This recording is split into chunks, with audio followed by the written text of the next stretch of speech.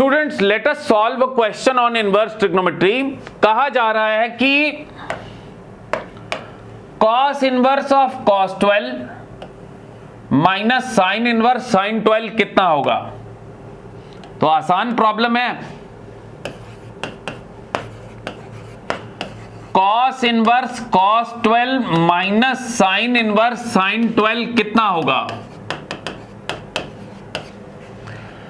कहीं ना समझी में ऐसा मत कर दीजिएगा कि cos इनवर्स cos काट दिया ये 12 आ गया, साइन इनवर्स साइन काट दिया ये 12 आ गया, 12 12 कट गया, आंसर 0 आ गया। ये ऑप्शन बिल्कुल ही गलत सोच है बच्चों, क्योंकि अगर आप cos इनवर्स और cos को काट रहे हैं, अगर आप cos इनवर्स और cos को काट रहे हैं, अगर आप cos इनवर्स और cos को कैंसिल आउट कर रहे हैं तो जो आंसर आना चाहिए वो cos इनवर्स की रेंज के अंदर आना चाहिए, तभी काट सकते हैं। और अगर आप साइन इनवर्स और साइन को काट रहे हैं तो जो आंसर आना चाहिए वो साइन इनवर्स की रेंज के अंदर आना चाहिए, तभी कैंसिल आउट कर सकते हैं, नहीं तो नहीं कर सकते। और बच्चों cos इनवर्स और साइन इनवर्स की रेंज, cos इनवर्स x की रेंज क्या होती है, 0 से लेकर पाई तक। इसकी न्यूमेरिक वैल्यू में, इसको न्यूमेरिक में कन्वर्ट करूं तो 0 से लेकर 3.14 तक। और जो साइन इनवर्स है, साइन इनवर्स की रेंज होती है -π/2 से लेके π/2 तक। इसको न्यूमेरिक्स में कन्वर्ट करूं तो 3.14 को 2 से डिवाइड करें तो -1.57 हो गया, और ये भी 1.57, यानी साइन इनवर्स की हैसियत इसके बीच में। तो बच्चों साफ है कि आप कैसे कैंसिल आउट कर सकते हैं। cos इनवर्स cos को काट के आंसर 12 आ गया, 12 cos इनवर्स का आंसर हो सकता है क्या, not at all. Sine inverse sine को काट के आंसर 12 आ गया, क्या 12 साइन इनवर्स का आंसर हो सकता है, नॉट एट ऑल। तो कैंसिल आउट नहीं कर सकते। तो क्या करेंगे हम, कुछ पाई के साथ एडजस्टमेंट करेंगे।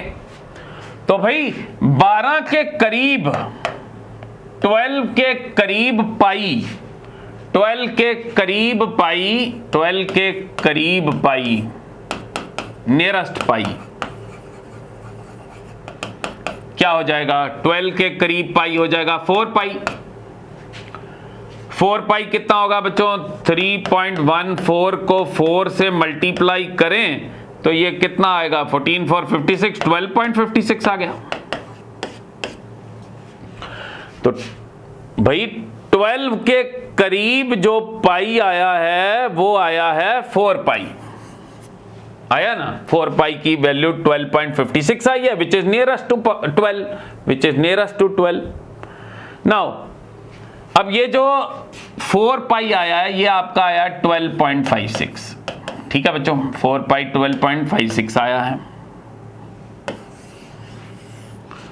और जो आपकी क्वांटिटी है वो है 12। तो अगर मैं 4 पाई में से 12 माइनस करूं तो ये क्या किया मैंने, 4 पाई की वैल्यू आई है 12.56, उसमें से मैंने 12 माइनस किया है तो ये कितना आया 0.56, यानी मैंने 4 पाई में से जब 12 माइनस किया तो 0.56 आया। क्या 0.56 इस रेंज के अंदर है, एब्सोल्युटली यस। क्या इस रेंज के अंदर है, एब्सोल्युटली यस। तो इसका मतलब कि भाई ये जो चीज है इसके साथ हम मॉडिफिकेशन करेंगे क्वेश्चन की, 4 पाई माइनस 12 के साथ। अब बच्चों हमारा क्वेश्चन है cos इनवर्स cos 12 और sin इनवर्स sin 12। मैंने देखा कि 4 पाई माइनस 12 जो है वो 0.56 आ रहा है, वो cos इनवर्स की रेंज के अंदर भी आ रहा है और sin इनवर्स की रेंज के अंदर भी आ रहा है। तो भाई हमारा जो क्वेश्चन है वो है cos inverse cos 12 minus sin inverse sin 12। तो हमने देखा कि जो 4 पाई माइनस 12 है वो 0.56 आया है, तो मैं ये cos 12 को लिखने लगा हूं cos ऑफ 4 पाई माइनस 12 और sin 12 को लिखने लगा हूं sin ऑफ 4 पाई माइनस 12। अब भाई आप अगर लिख रहे हैं तो अगला स्टेप जो होना चाहिए वो पिछले के इक्वल होना चाहिए।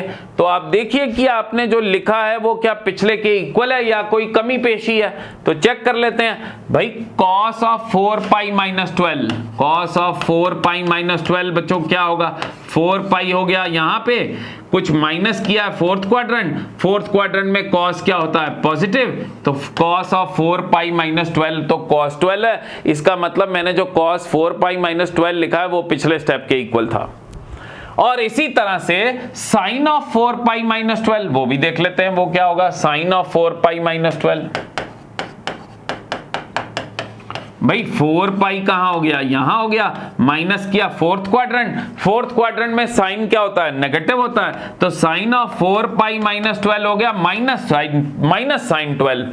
परंतु जो आपके क्वेश्चन है उसमें साइन इनवर्स के अंदर साइन 12 आ रहा है और आपने जो सप्लाई किया है वो साइन 4 पाई माइनस 12 है जिसका आंसर माइनस साइन 12 आ रहा है। तो अगले स्टेप और पिछले स्टेप को इक्वल करने के लिए यहाँ पे नेगेटिव डालना पड़ा, तभी अगला स्टेप पिछले के इक्वल हुआ। बात समझ गए बच्चों। अब